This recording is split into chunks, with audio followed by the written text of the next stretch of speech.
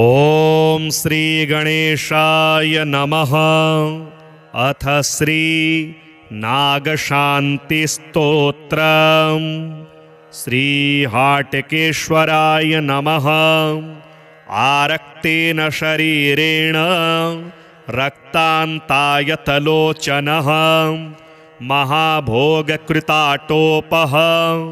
शङ्खाब्जकृतलाञ्छनः अनन्तो नागराजेन्द्रः शिवपादार्चने रतः महापापविषं हत्वा शान्तिमाशु करोतु मे।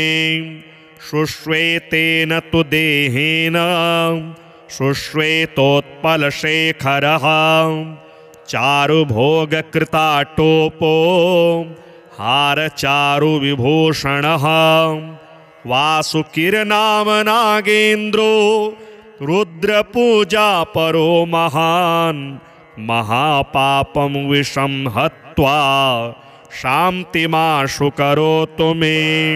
अतिपीतेन देहेन विस्फुरद्भोगसम्पदा तेजसा चादिदीप्तेन कृतः स्वस्तिकलाञ्छनः नागराट्तक्षकः श्रीमान् नागकोट्या समन्वितः करोतु मे महाशान्तिं सर्वदोषविशावहः। अतिकृष्णेन वर्णेन स्फुटो विकटमस्तकः कण्ठे रेखात्रयोपेतो घोरदष्ट्रायुधोद्यतः कर्कोटको महानागो विषदर्पबलान्वितः विषशस्त्राग्निसन्तापं हत्वा शान्तिं करोतु मे। पद्मवर्णेन देहेन चारुपद्मायते क्षणः पञ्चबिन्दुकृताभासो ग्रीवायां शुभलक्षणः ख्यातः पद्मो महानागो हरपादार्चने रतः करोतु मे महाशान्तिं महापापं विषक्षयं। पुण्डरीकनिभेनापि देहेनामिततेजसा शङ्खशूलाब्जरुचिरैर्भूषितो मूर्ध्नि सर्वदा महापद्मो महानागो नित्यं पशुपतौ रतः विनिर्धूतो विषं घोरं शान्तिमाशु करोतु मे। श्यामेन देहभारेण श्रीमत्कमललोचनः विषदर्पबलोन्मत्तो ग्रीवायामे करेखया शङ्खपालः श्रियादीप्तः शिवपादाब्जपूजकः महाविषं महापापं हत्वा शान्तिं करोतु मे। अतिगौरेण देहेन चन्द्रार्धकृतमस्तकः दीप्तभोगकृताटोपः शुभलक्षणलक्षितः कुलिको नागराजेशो नित्यं हरपरायणः अपहृत्य विषं घोरं करोतु मम शान्तिकम्। अन्तरिक्षे च ये नागाः स्वर्गसंस्थिताः गिरिकन्दरदुर्गेषु ये नागा भूमिसंस्थिताः पाताले ये स्थिता नागाः सर्वेऽप्यन्ये समाहिताः रुद्रपादार्चने शान्ताः कुर्वन्तु मम शान्तिकम्। नागिन्यो नागपत्न्यश्च तथा कन्यः कुमारिकाः शिवभक्तः सुमनसः शान्तिं कुर्वन्तु मे सदा। यदिदं नागसंस्थानं कीर्तनाश्रवणादपि न तं सर्पा विहिंसन्ति न विषं क्रमते सदा। चिन्तितं सिद्ध्यते नित्यं तथा पापपरीक्षयः सिद्धिमाशु प्रयच्छन्ति सर्वविघ्नविवर्जिताः। आरक्तेन शरीरेण रक्तान्तायतलोचनः महाभोगकृताटोपः शङ्खाब्जकृतलाञ्छनः अनन्तो नागराजेन्द्रः शिवपादार्चने रतः महापापविषं हत्वा शान्तिमाशु करोतु मे। शुश्वेतेन तु देहेन शुश्वेतोत्पलशेखरः चारुभोगकृताटोपो हारचारुविभूषणः वासुकिरनाम नागेन्द्रो रुद्रपूजापरो महान् महापापं विषं हत्वा शान्तिमाशु करोतु मे। अतिपीतेन देहेन विस्फुरद्भोगसम्पदा तेजसा चादिदीप्तेन कृतः स्वस्तिकलाञ्छनः नागराट्तक्षकः श्रीमान् नागकोट्या समन्वितः करोतु मे महाशान्तिं सर्वदोषविशावहः। अतिकृष्णेन वर्णेन स्फुटो विकटमस्तकः कण्ठे रेखात्रयोपेतो घोरदष्ट्रायुधोद्यतः कर्कोटको महानागो विषदर्पबलान्वितः विषशस्त्राग्निसन्तापं हत्वा शान्तिं करोतु मे। पद्मवर्णेन देहेन चारुपद्मायते क्षणः पञ्चबिन्दुकृताभासो ग्रीवायां शुभलक्षणः ख्यातः पद्मो महानागो हरपादार्चने रतः करोतु मे महाशान्तिं महापापं विषक्षयं पुण्डरीकनिभेनापि देहेनामिततेजसा शङ्खशूलाब्जरुचिरैर्भूषितो मूर्ध्नि सर्वदा महापद्मो महानागो नित्यं पशुपतौ रतः विनिर्धूतो विषं घोरं शान्तिमाशु करोतु मे। श्यामेन देहभारेण श्रीमत्कमललोचनः विषदर्पबलोन्मत्तो ग्रीवायामे करेखया शङ्खपालः श्रियादीप्तः शिवपादाब्जपूजकः महाविषं महापापं हत्वा शान्तिं करोतु मे।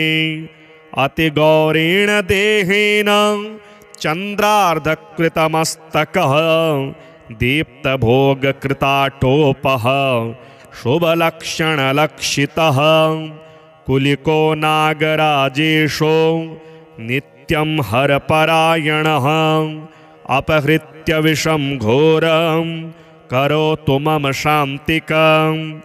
अन्तरिक्षे च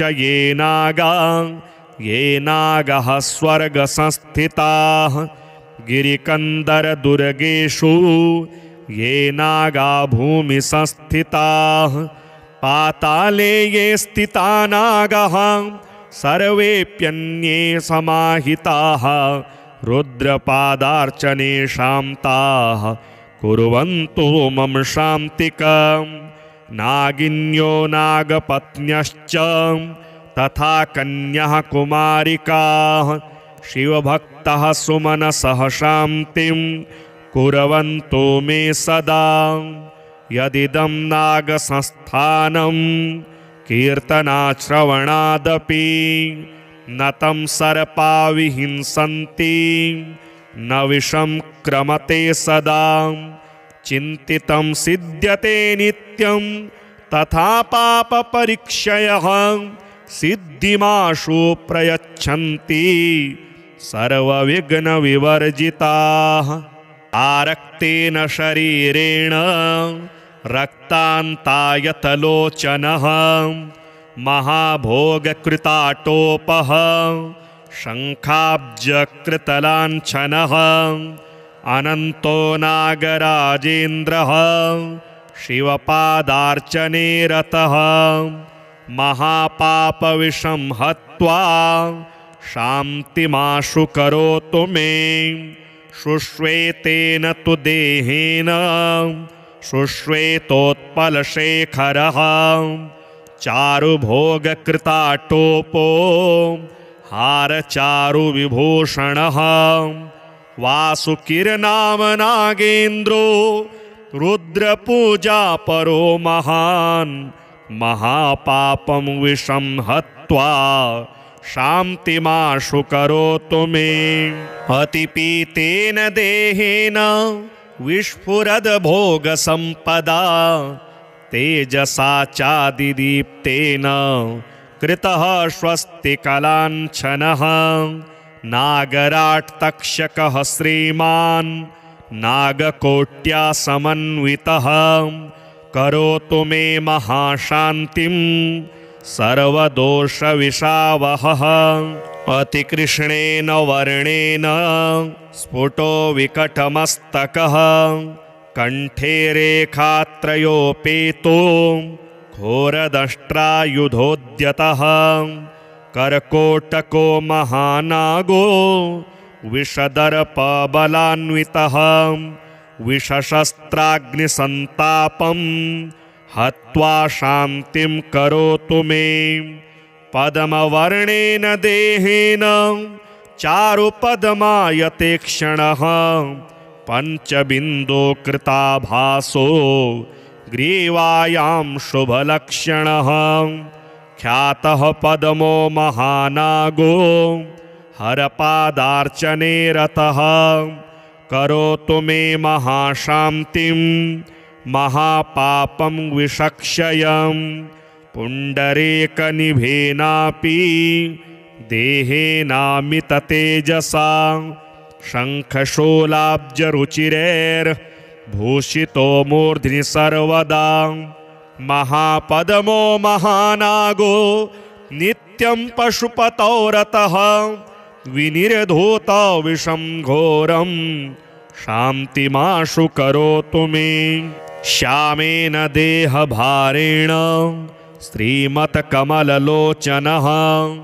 विषदर्पबलोन्मत्तो ग्रीवायामे करेखया शङ्खपालः श्रिया दीप्तः शिवपादाब्जपूजकः महाविषं महापापं हत्वा शान्तिं करोतु मे अतिगौरेण देहेन चन्द्रार्धकृतमस्तकः दीप्तभोगकृताटोपः शुभलक्षणलक्षितः कुलिको नागराजेशो नित्यं हरपरायणः अपहृत्य विषं घोरं करोतु मम शान्तिकम् अन्तरिक्षे च ये नागः स्वर्गसंस्थिताः गिरिकन्दरदुर्गेषु ये नागा भूमिसंस्थिताः पाताले ये स्थिता नागः सर्वेऽप्यन्ये समाहिताः रुद्रपादार्चने शान्ताः कुर्वन्तु मम शान्तिकम् नागिन्यो नागपत्न्यश्च तथा कन्यः कुमारिकाः शिवभक्तः सुमनसः शान्तिं कुर्वन्तु मे सदा यदिदं नागसंस्थानं कीर्तनाश्रवणादपि न तं सर्पा विहिंसन्ति न विषं क्रमते सदा चिन्तितं सिद्ध्यते नित्यं तथा पापपरीक्षयः सिद्धिमाशु प्रयच्छन्ति सर्वविघ्नविवर्जिताः आरक्तेन शरीरेण रक्तान्तायतलोचनः महाभोगकृताटोपः शङ्खाब्जकृतलाञ्छनः अनन्तो नागराजेन्द्रः शिवपादार्चने रतः महापापविषं हत्वा शान्तिमाशु करोतु मे शुश्वेतेन तु देहेन शुश्वेतोत्पलशेखरः चारुभोगकृताटोपो हारचारुविभूषणः वासुकिरनाम नागेन्द्रो रुद्रपूजापरो महान् महापापं विषं हत्वा शान्तिमाशु करोतु मे अतिपीतेन देहेन विस्फुरद भोगसम्पदा तेजसा चादिदीप्तेन कृतः स्वस्तिकलाञ्छनः नागराट्तक्षकः श्रीमान् नागकोट्या समन्वितः करोतु मे महाशान्तिं सर्वदोषविशावहः अतिकृष्णेन वर्णेन स्फुटो विकटमस्तकः कंठे रेखात्रयोपेतो घोरदष्ट्रायुधोद्यतः कर्कोटको महानागो विषदर्पबलान्वितः विषशस्त्राग्निसन्तापं हत्वा शान्तिं करोतु मे पद्मवर्णेन देहेन चारुपद्मायते क्षणः पञ्चबिन्दुकृताभासो ग्रीवायां शुभलक्षणः ख्यातः पद्मो महानागो हरपादार्चने रतः करोतु मे महाशान्तिं महापापं विषक्षयं पुण्डरीकनिभेनापि देहेनामिततेजसा शङ्खशूलाब्जरुचिरैर्भूषितो मूर्ध्नि सर्वदा महापद्मो महानागो नित्यं पशुपतौ रतः विनिर्धूतो विषं घोरं शान्तिमाशु करोतु मे श्यामेन देहभारेण श्रीमत्कमललोचनः विषदर्पबलोन्मत्तो ग्रीवायामे करेखया शङ्खपालः श्रिया दीप्तः शिवपादाब्जपूजकः महाविषं महापापं हत्वा शान्तिं करोतु मे अतिगौरेण देहेन चन्द्रार्धकृतमस्तकः दीप्तभोगकृताटोपः शुभलक्षणलक्षितः कुलिको नागराजेशो नित्यं हरपरायणः अपहृत्य विषं घोरं करोतु मम शान्तिकम् अन्तरिक्षे च ये नागाः स्वर्गसंस्थिताः गिरिकन्दरदुर्गेषु ये नागा भूमिसंस्थिताः पाताले ये स्थिता नागाः सर्वेऽप्यन्ये समाहिताः रुद्रपादार्चने शान्ताः कुर्वन्तु मम शान्तिकम् नागिन्यो नागपत्न्यश्च तथा कन्यः कुमारिकाः शिवभक्तः सुमनसः शान्तिं कुर्वन्तु मे सदा यदिदं नागसंस्थानं कीर्तनाश्रवणादपि न तं सर्पा विहिंसन्ति न विषं क्रमते सदा चिन्तितं सिद्ध्यते नित्यं तथा पापपरीक्षयः सिद्धिमाशु प्रयच्छन्ति सर्वविघ्नविवर्जिताः आरक्तेन शरीरेण रक्तान्तायतलोचनः महाभोगकृताटोपः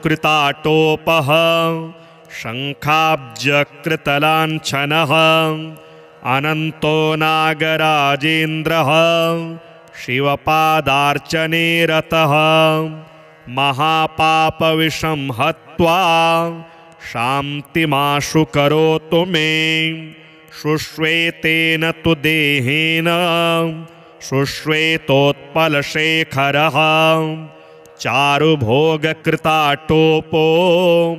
हारचारुविभूषणः वासुकिरनाम नागेन्द्रो रुद्रपूजापरो महान् महापापं विषं हत्वा शान्तिमाशु करोतु मे। अतिपीतेन देहेन विस्फुरद्भोगसम्पदा तेजसा चादिदीप्तेन कृतः स्वस्तिकलाञ्छनः नागराट्तक्षकः श्रीमान् नागकोट्या समन्वितः करोतु मे महाशान्तिं सर्वदोषविशावहः।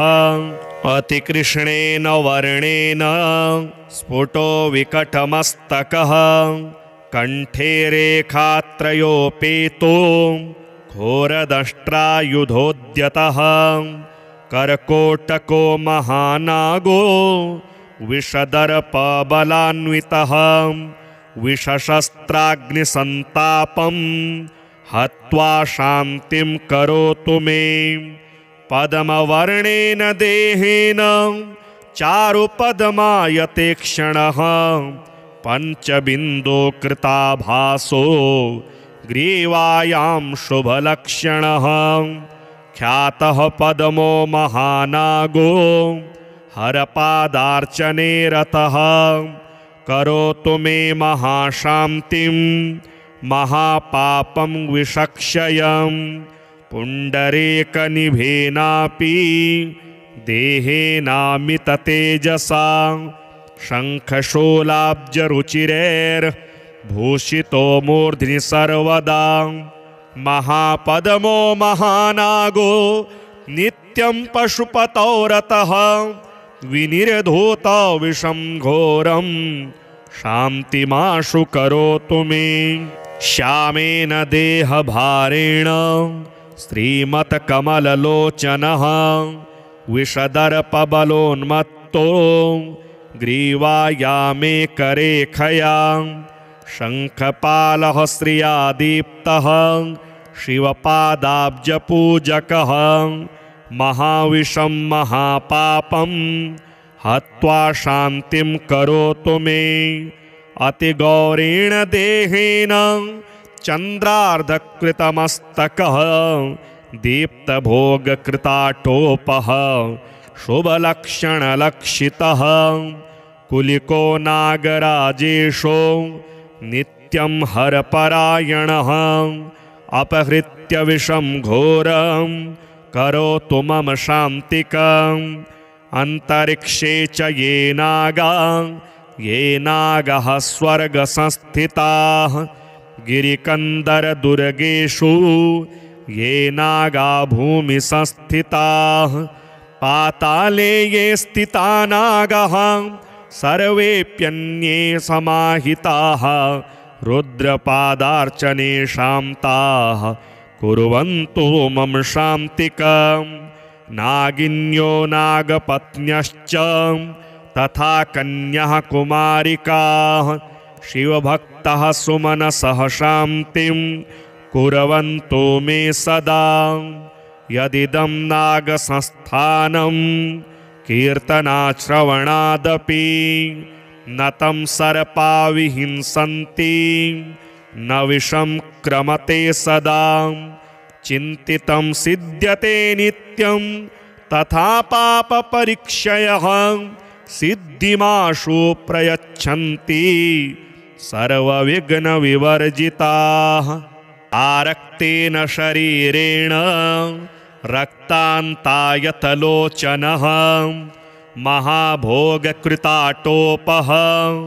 शङ्खाब्जकृतलाञ्छनः अनन्तो नागराजेन्द्रः शिवपादार्चने रतः महापापविषं हत्वा शान्तिमाशु करोतु मे।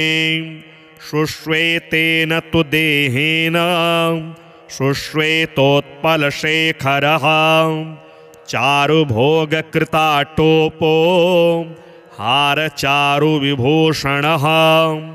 वासुकिरनाम नागेन्द्रो रुद्रपूजा परो महान् महापापं विषं हत्वा शान्तिमाशु करोतु मे।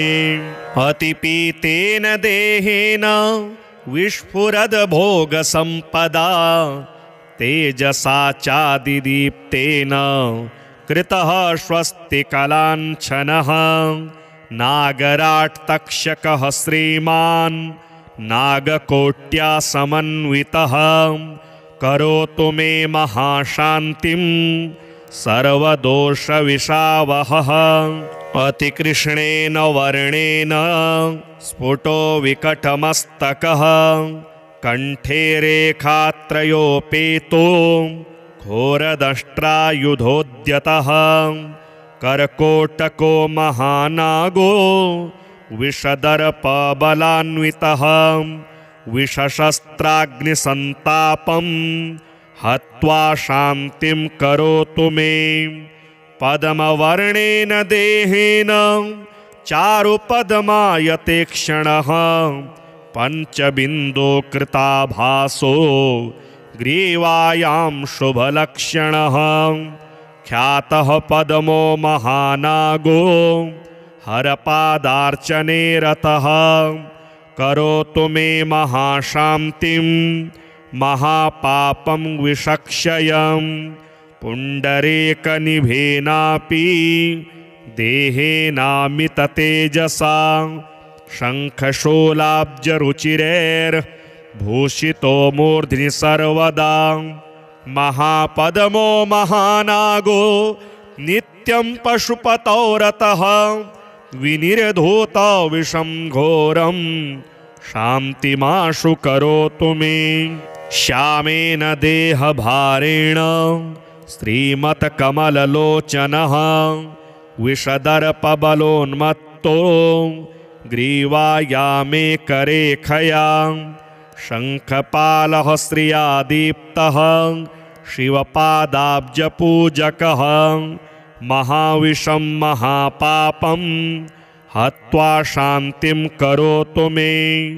अतिगौरेण देहेन चन्द्रार्धकृतमस्तकः दीप्तभोगकृताटोपः शुभलक्षणलक्षितः कुलिको नागराजेशो नित्यं हरपरायणः अपहृत्य विषं घोरं करोतु मम शान्तिकम्। अन्तरिक्षे च ये नागाः स्वर्गसंस्थिताः गिरिकन्दरदुर्गेषु ये नागा भूमिसंस्थिताः पाताले ये स्थिता नागाः सर्वेऽप्यन्ये समाहिताः रुद्रपादार्चने शान्ताः कुर्वन्तु मम शान्तिकम्। नागिन्यो नागपत्न्यश्च तथा कन्यः कुमारिकाः शिवभक्तः सुमनसः शान्तिं कुर्वन्तु मे सदा। यदिदं नागसंस्थानं कीर्तनाश्रवणादपि न तं सर्पा विहिंसन्ति न विषं क्रमते सदा। चिन्तितं सिद्ध्यते नित्यं तथा पापपरीक्षयः सिद्धिमाशु प्रयच्छन्ति सर्वविघ्नविवर्जिताः। आरक्तेन शरीरेण रक्तान्तायतलोचनः महाभोगकृताटोपः शङ्खाब्जकृतलाञ्छनः अनन्तो नागराजेन्द्रः शिवपादार्चने रतः महापापविषं हत्वा शान्तिमाशु करोतु मे। शुश्वेतेन तु देहेन शुश्वेतोत्पलशेखरः चारुभोगकृताटोपो हारचारुविभूषणः वासुकिरनाम नागेन्द्रो रुद्रपूजा परो महान् महापापं विषं हत्वा शान्तिमाशु करोतु मे। अतिपीतेन देहेन विस्फुरद भोगसम्पदा तेजसा चादिदीप्तेन कृतः स्वस्तिकलाञ्छनः। नागराट् तक्षकः श्रीमान् नागकोट्या समन्वितः करोतु मे महाशान्तिं सर्वदोषविशावहः। अतिकृष्णेन वर्णेन स्फुटो विकटमस्तकः कण्ठे रेखात्रयोपेतो घोरदष्ट्रायुधोद्यतः कर्कोटको महानागो विषदर्पबलान्वितः विषशस्त्राग्निसन्तापं हत्वा शान्तिं करोतु मे। पद्मवर्णेन देहेन चारुपद्मायते क्षणः पञ्चबिन्दो कृताभासो ग्रीवायां शुभलक्षणः। ख्यातः पद्मो महानागो हरपादार्चने रतः करोतु मे महाशान्तिं महापापं विषक्षयम्। पुण्डरीकनिभेनापि देहेनामिततेजसा शङ्खशूलाब्जरुचिरैर्भूषितो मूर्ध्नि सर्वदा। महापद्मो महानागो नित्यं पशुपतौ रतः विनिर्धूत विषं घोरं शान्तिमाशु करोतु मे। श्यामेन देहभारेण श्रीमत्कमललोचनः विषदर्पबलोन्मत्तो ग्रीवायामेकरेखया शङ्खपालः श्रिया दीप्तः शिवपादाब्जपूजकः महाविषं महापापं हत्वा शान्तिं करोतु मे। अतिगौरेण देहेन चन्द्रार्धकृतमस्तकः दीप्तभोगकृताटोपः शुभलक्षणलक्षितः कुलिको नागराजेशो नित्यं हरपरायणः अपहृत्य विषं घोरं करोतु मम शान्तिकम्। अन्तरिक्षे च ये नागः स्वर्गसंस्थिताः गिरिकन्दरदुर्गेषु ये नागा भूमिसंस्थिताः पाताले ये स्थिता नागाः सर्वेऽप्यन्ये समाहिताः रुद्रपादार्चने शान्ताः कुर्वन्तु मम शान्तिकम्। नागिन्यो नागपत्न्यश्च तथा कन्यः कुमारिकाः शिवभक्तः सुमनसः शान्तिं कुर्वन्तु मे सदा।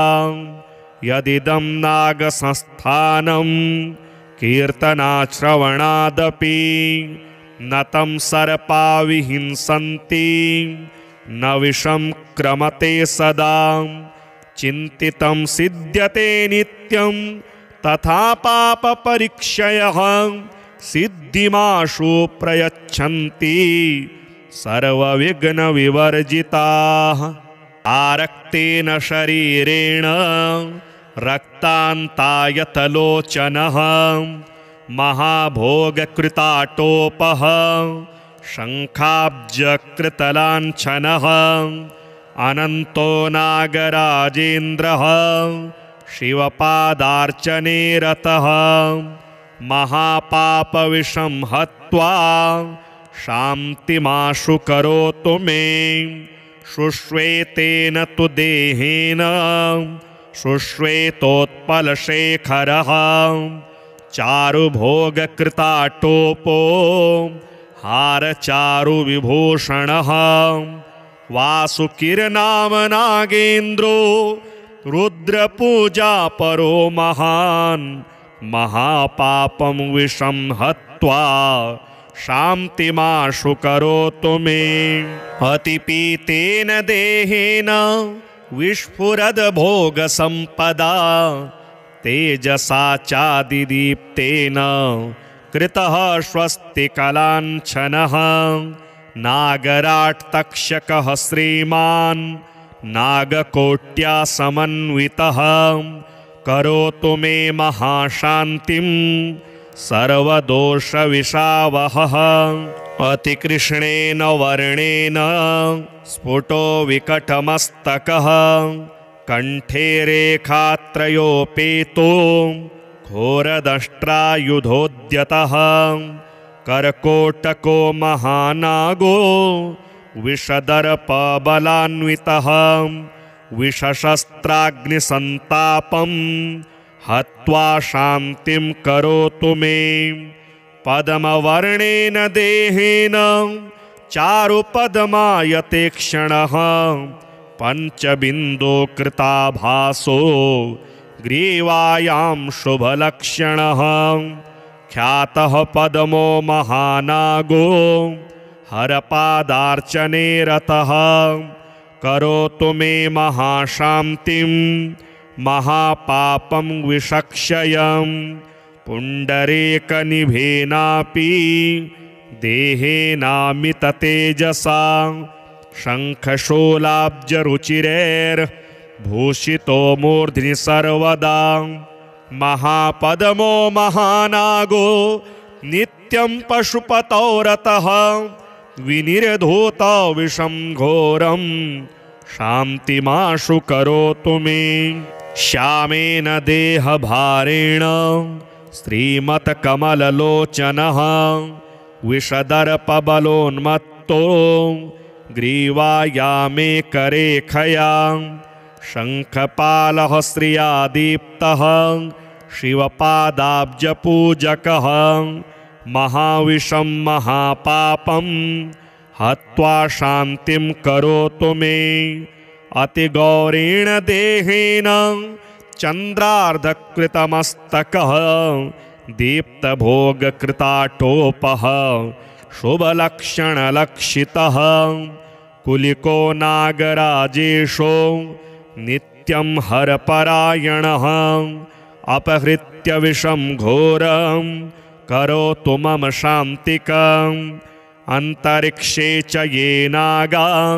ये नागाः स्वर्गसंस्थिताः गिरिकन्दरदुर्गेषु ये नागा भूमिसंस्थिताः पाताले ये स्थिता नागाः सर्वेऽप्यन्ये समाहिताः रुद्रपादार्चने शान्ताः कुर्वन्तु मम शान्तिकम् नागिन्यो नागपत्न्यश्च तथा कन्यः कुमारिकाः शिवभक्तः सुमनसः शान्तिं कुर्वन्तु मे सदा यदिदं नागसंस्थानं कीर्तनाश्रवणादपि न तं सर्पा विहिंसन्ति न विषं क्रमते सदा चिन्तितं सिद्ध्यते नित्यं तथा पापपरीक्षयः सिद्धिमाशु प्रयच्छन्ति सर्वविघ्नविवर्जिताः आरक्तेन शरीरेण रक्तान्तायतलोचनः महाभोगकृताटोपः शङ्खाब्जकृतलाञ्छनः अनन्तो नागराजेन्द्रः शिवपादार्चने रतः महापापविषं हत्वा शान्तिमाशु करोतु मे शुश्वेतेन तु देहेन शुश्वेतोत्पलशेखरः चारुभोगकृताटोपो हारचारुविभूषणः वासुकिरनाम नागेन्द्रो रुद्रपूजापरो महान् महापापं विषं हत्वा शान्तिमाशु करोतु मे अतिपीतेन देहेन विस्फुरद्भोगसम्पदा तेजसा चादिदीप्तेन कृतः स्वस्तिकलाञ्छनः नागराट्तक्षकः श्रीमान् नागकोट्या समन्वितः करोतु मे महाशान्तिं सर्वदोषविशावहः। अतिकृष्णेन वर्णेन स्फुटो विकटमस्तकः कण्ठे रेखात्रयोपेतो घोरदष्ट्रायुधोद्यतः कर्कोटको महानागो विषदर्पबलान्वितः विषशस्त्राग्निसन्तापं हत्वा शान्तिं करोतु मे। पद्मवर्णेन देहेन चारुपद्मायते क्षणः पञ्चबिन्दुकृताभासो ग्रीवायां शुभलक्षणः ख्यातः पद्मो महानागो हरपादार्चने रतः करोतु मे महाशान्तिं महापापं विषक्षयं पुण्डरीकनिभेनापि देहेनामिततेजसा शङ्खशूलाब्जरुचिरैर्भूषितो मूर्ध्नि सर्वदा महापद्मो महानागो नित्यं पशुपतौ रतः विनिर्धूतो विषं घोरं शान्तिमाशु करोतु मे। श्यामेन देहभारेण श्रीमत्कमललोचनः विषदर्पबलोन्मत्तो ग्रीवायामे करेखया शङ्खपालः श्रिया दीप्तः शिवपादाब्जपूजकः महाविषं महापापं हत्वा शान्तिं करोतु मे। अतिगौरेण देहेन चन्द्रार्धकृतमस्तकः दीप्तभोगकृताटोपः शुभलक्षणलक्षितः कुलिको नागराजेशो नित्यं हरपरायणः अपहृत्य विषं घोरं करोतु मम शान्तिकम्। अन्तरिक्षे च ये नागाः स्वर्गसंस्थिताः गिरिकन्दरदुर्गेषु ये नागा भूमिसंस्थिताः पाताले ये स्थिता नागाः सर्वेऽप्यन्ये समाहिताः रुद्रपादार्चने शान्ताः कुर्वन्तु मम शान्तिकम्। नागिन्यो नागपत्न्यश्च तथा कन्यः कुमारिकाः शिवभक्तः सुमनसः शान्तिं कुर्वन्तु मे सदा। यदिदं नागसंस्थानं कीर्तनाश्रवणादपि न तं सर्पा विहिंसन्ति न विषं क्रमते सदा। चिन्तितं सिद्ध्यते नित्यं तथा पापपरीक्षयः सिद्धिमाशु प्रयच्छन्ति सर्वविघ्नविवर्जिताः। आरक्तेन शरीरेण रक्तान्तायतलोचनः महाभोगकृताटोपः शङ्खाब्जकृतलाञ्छनः अनन्तो नागराजेन्द्रः शिवपादार्चने रतः महापापविषं हत्वा शान्तिमाशु करोतु मे। शुश्वेतेन तु देहेन शुश्वेतोत्पलशेखरः चारुभोगकृताटोपो हारचारुविभूषणः वासुकिरनाम नागेन्द्रो रुद्रपूजा परो महान् महापापं विषं हत्वा शान्तिमाशु करोतु मे।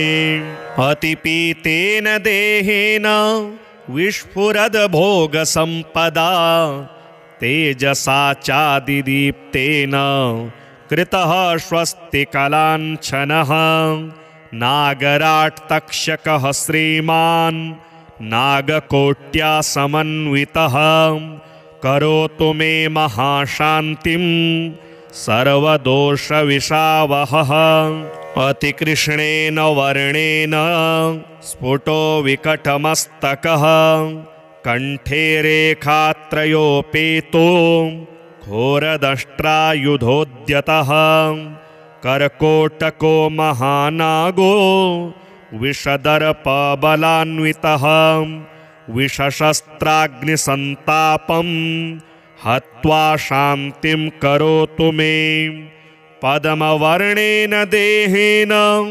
चारुपद्मायते क्षणः पंचबिन्दो कृताभासो ग्रीवायां शुभलक्षणः ख्यातः पद्मो महानागो हरपादार्चने रतः करोतु मे महाशान्तिं महापापं विषक्षयं पुण्डरीकनिभेनापि देहेनामिततेजसा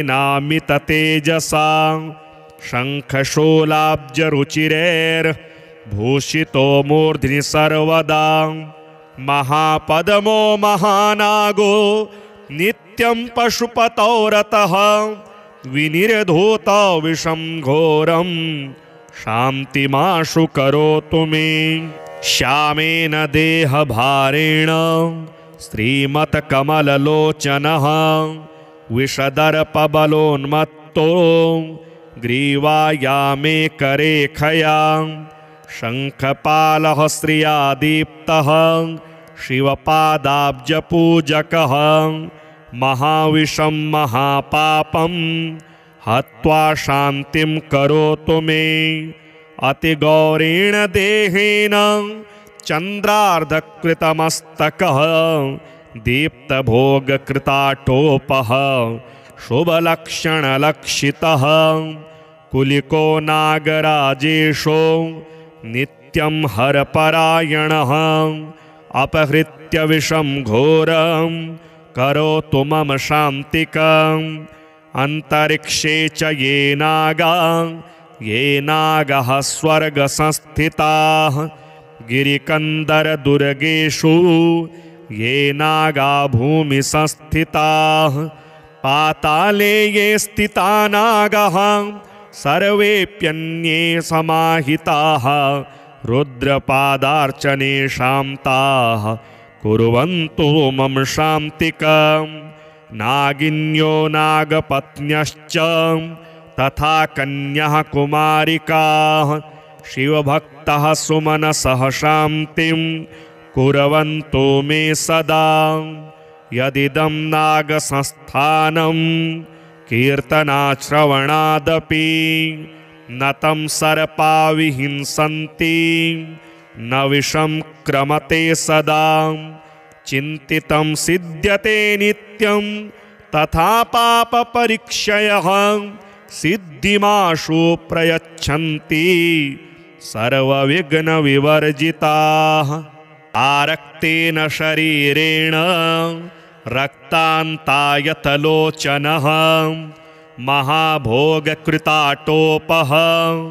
शङ्खाब्जकृतलाञ्छनः अनन्तो नागराजेन्द्रः शिवपादार्चने रतः महापापविषं हत्वा शान्तिमाशु करोतु मे शुश्वेतेन तु देहेन शुश्वेतोत्पलशेखरः चारुभोगकृताटोपो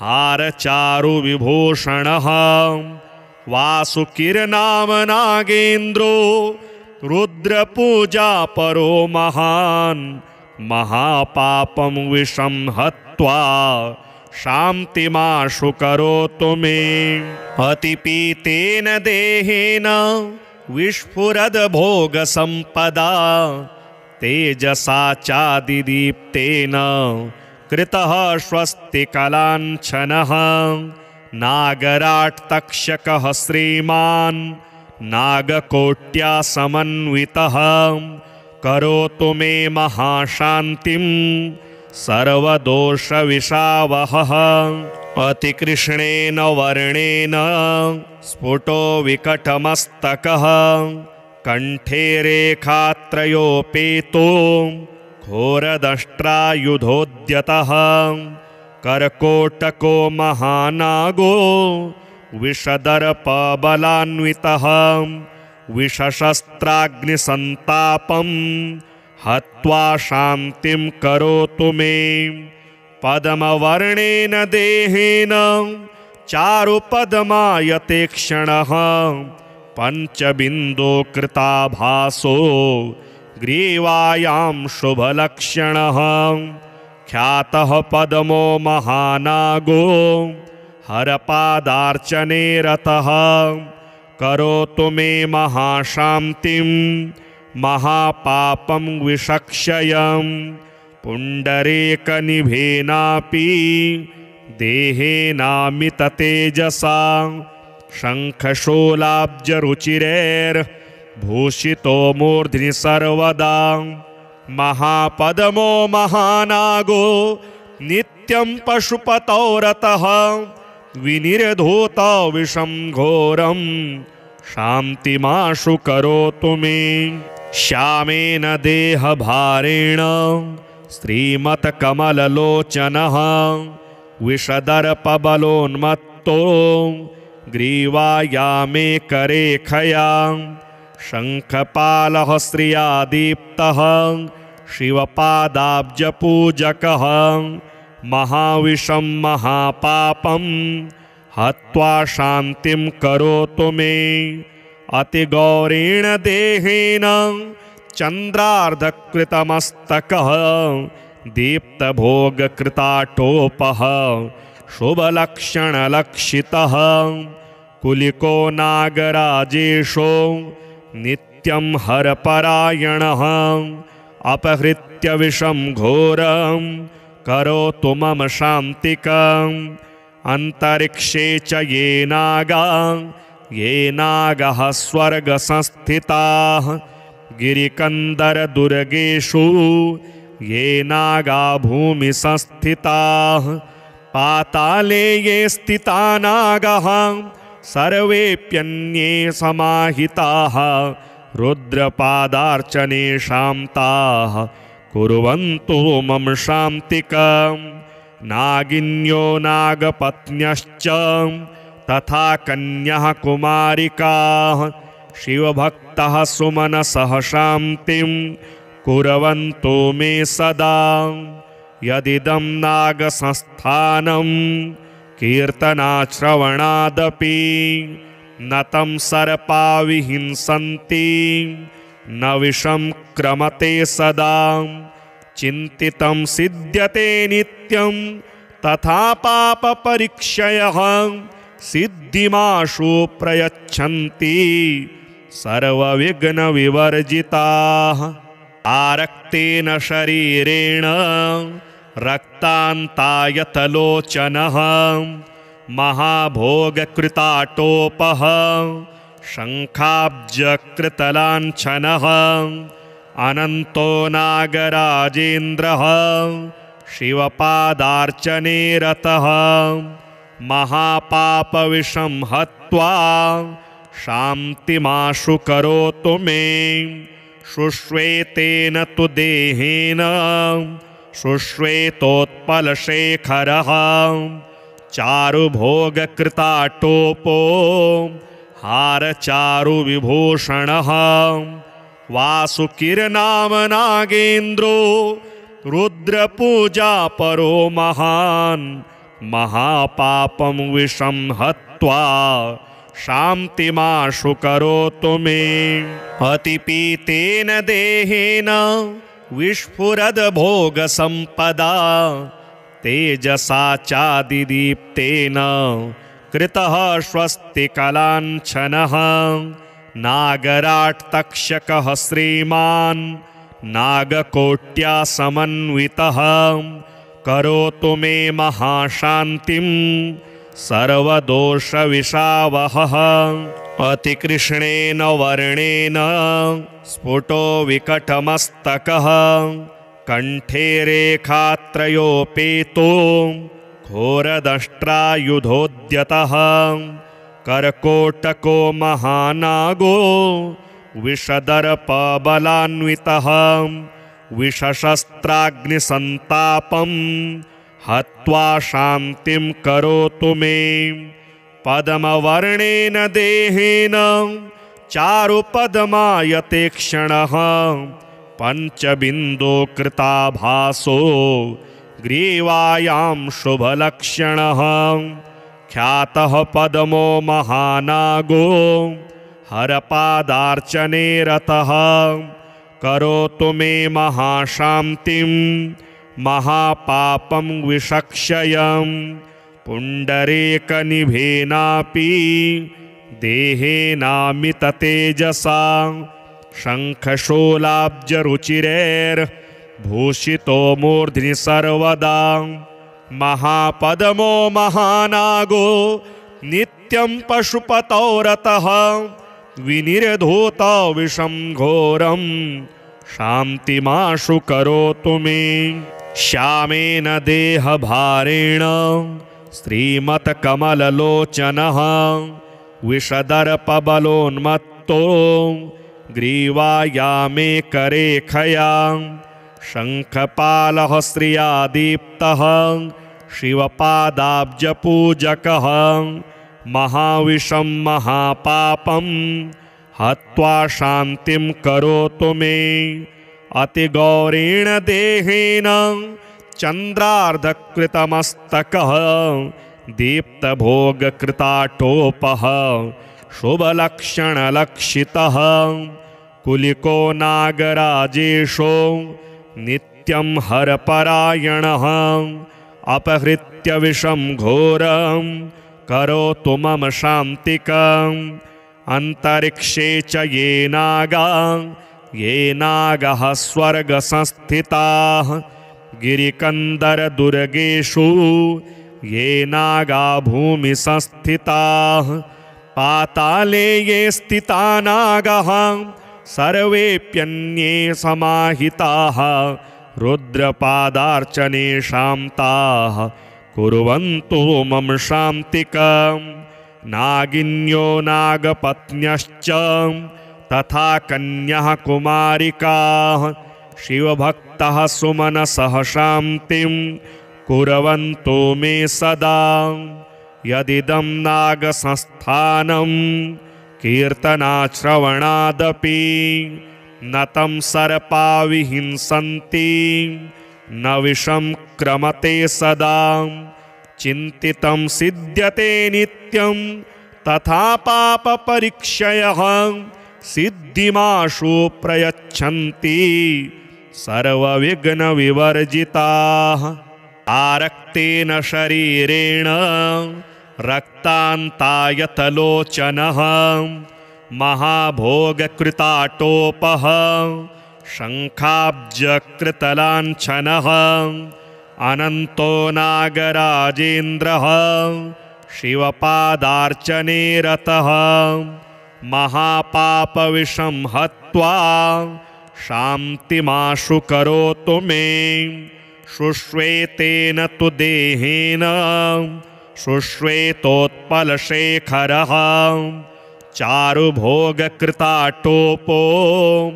हारचारुविभूषणः वासुकिरनाम नागेन्द्रो रुद्रपूजा परो महान् महापापं विषं हत्वा शान्तिमाशु करोतु मे। अतिपीतेन देहेन विस्फुरद भोगसम्पदा तेजसा चादिदीप्तेन कृतः स्वस्तिकलाञ्छनः नागराट्तक्षकः श्रीमान् नागकोट्या समन्वितः करोतु मे महाशान्तिं सर्वदोषविशावहः। अतिकृष्णेन वर्णेन स्फुटो विकटमस्तकः कंठे रेखात्रयोपेतो घोरदष्ट्रायुधोद्यतः कर्कोटको महानागो विषदर्पबलान्वितः विषशस्त्राग्निसन्तापं हत्वा शान्तिं करोतु मे। पद्मवर्णेन देहेन चारुपद्मायते क्षणः पञ्चबिन्दो कृताभासो ग्रीवायां शुभलक्षणः ख्यातः पद्मो महानागो हरपादार्चने रतः करोतु मे महाशान्तिं महापापं विषक्षयं पुण्डरीकनिभेनापि देहेनामिततेजसा शङ्खशूलाब्जरुचिरैर्भूषितो मूर्ध्नि सर्वदा महापद्मो महानागो नित्यं पशुपतौ रतः विनिर्धूतो विषं घोरं शान्तिमाशु करोतु मे श्यामेन देहभारेण श्रीमत्कमललोचनः विषदर्पबलोन्मत्तो ग्रीवायामे करेखया शङ्खपालः श्रिया दीप्तः शिवपादाब्जपूजकः महाविषं महापापं हत्वा शान्तिं करोतु मे अतिगौरेण देहेन चन्द्रार्धकृतमस्तकः दीप्तभोगकृताटोपः शुभलक्षणलक्षितः कुलिको नागराजेशो नित्यं हरपरायणः अपहृत्य विषं घोरं करोतु मम शान्तिकम् अन्तरिक्षे च ये